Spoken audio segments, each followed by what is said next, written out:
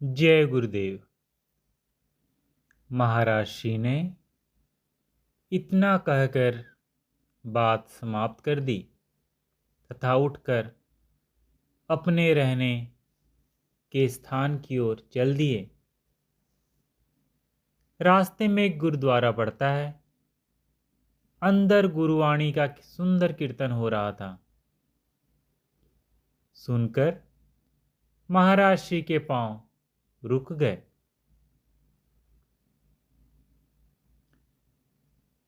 पार ब्रह्म प्रभि मेघु पठाइया, जली थली महियली दहदिसी बरसाइया। साती भई बुझे सब तृष्णा, आनंदू भया सब ठाई जीव।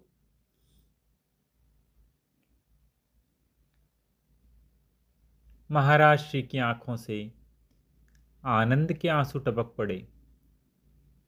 थोड़ी देर वहां ठहरने के पश्चात फिर अपने रहने के स्थान की ओर चल दिए। सड़क पर तांगे रिक्शा भाग रहे थे। पैदल चलने वाले भी काफी थे, इसलिए चलते चलते बात करना सुखकर प्रतीत नहीं हो रहा था।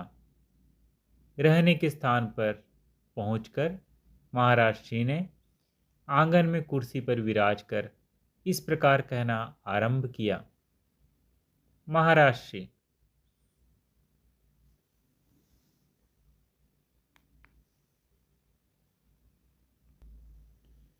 आप जानते हैं कि भगवान ने कौन सा बादल भेजा है जिसने जल, थल, पृथ्वी, आकाश, दसों दिशाओं में जल बरसाया है। वह है कृपा रूपी बादल तथा उसने कृपा रूपी ही जल बरसाया है। शरीर का पृथ्वी तत्व, जल का आकाश तत्व, जल तथा आकाश तत्व आदि सभी कृपा रूपी जल से भीग गए हैं। जीव 5 तत्वों का पुतला ही तो है। तृष्णा रूपी अग्नि कृपा जल बरसने से शांत हो गई है। जीव के मन, हृदय तथा रोम रोम में आनंद व्याप्त हो गया है।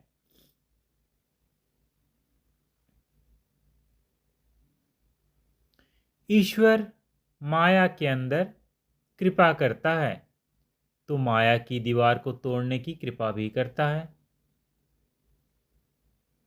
सुस्वादु भोजन, सुंदर शरीर, रहने का उपयुक्त स्थान, पहनने के वस्त्र, धन वैभव, ईश्वर क्या कुछ देने की कृपा नहीं करता।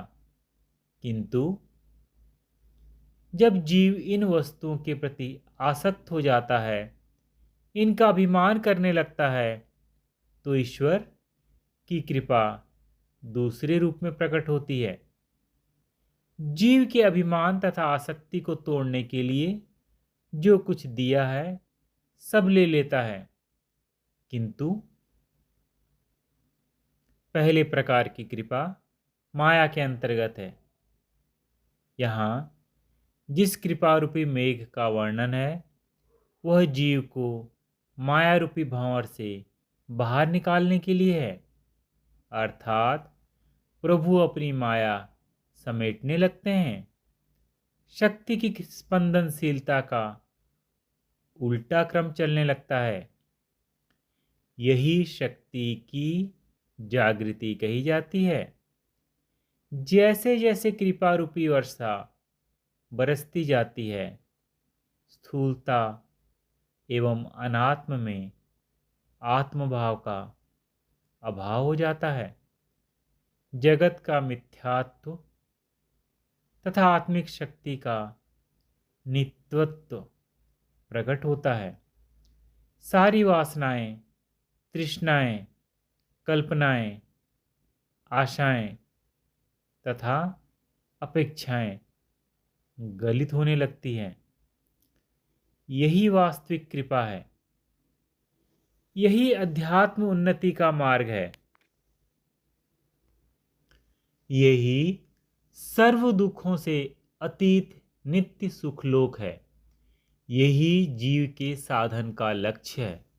इसके विपरीत सब माया है, तृष्णा एवं अभिमान है। आज रात का सत्संग नहीं हुआ। महाराज श्री भोजन करने के थोड़ी देर पश्चात ही ध्यान में चले गए। मैं भी अपने कमरे में जाकर अपने बिस्तर पर लेटे लेटे सोचने लगा। महाराज श्री की कृपा अवश्य प्राप्त हो गई है। फिर भी मन अभी तक भी अन्नमय कोश के अंदर बाहर ही भटकता रहता है। वासनाओं विकारों का क्रम टूटने में नहीं आ रहा। इतनी जल्दी टूट भी कैसे सकता है? संस्कारों का भंडार भरने में इतने जन्म खपा दिए, अब उसे क्षय करने में समय तो लगेगा ही। महाराज श्री इसीलिए धैर्य की आवश्यकता पर इतना बल देते हैं।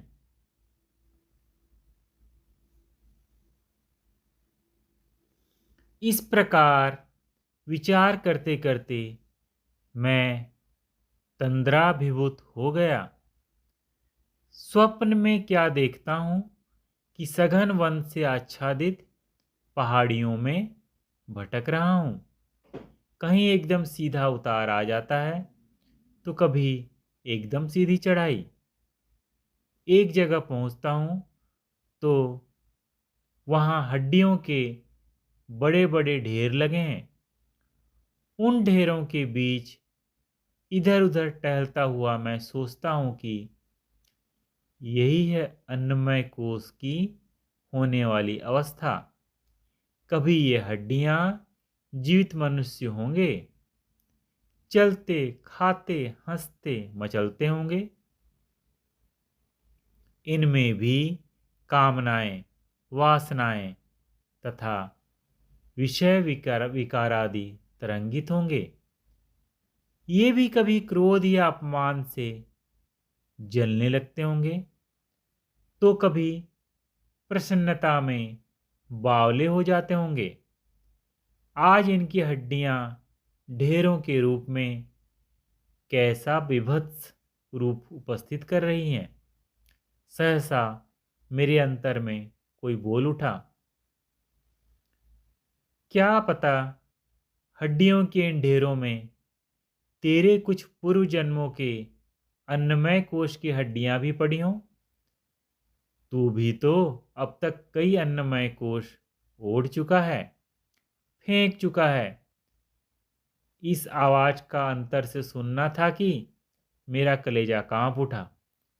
इसी भयभीत अवस्था में तंद्रा टूट गई, स्वप्न भंग हो गया।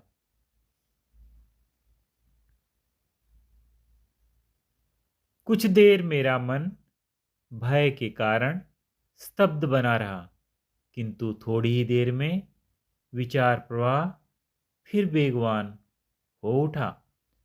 मैं भी न जाने कब से तरह तरह के स्वांग बनाकर, नए नए मुखौटे लगाकर तथा कई प्रकार के आवरण ओढ़कर बार बार इस संसार में आता रहा हूं, किंतु हर बार आवरण तथा मुखौटे को त्याग कर अन्नमय कोश को इन ढेरों की वृद्धि करने के लिए यहाँ छोड़ जाता हूँ। क्या ये ढेर भी अजायब घर की तरह हैं, जहाँ पुरानी वस्तुओं का संग्रह करके उन्हें प्रदर्शित किया जाता है, किंतु यह अजायब घर कितना भयानक है। यहाँ जीव के अतीत का इतिहास समक्ष होता है। जय गुरुदेव।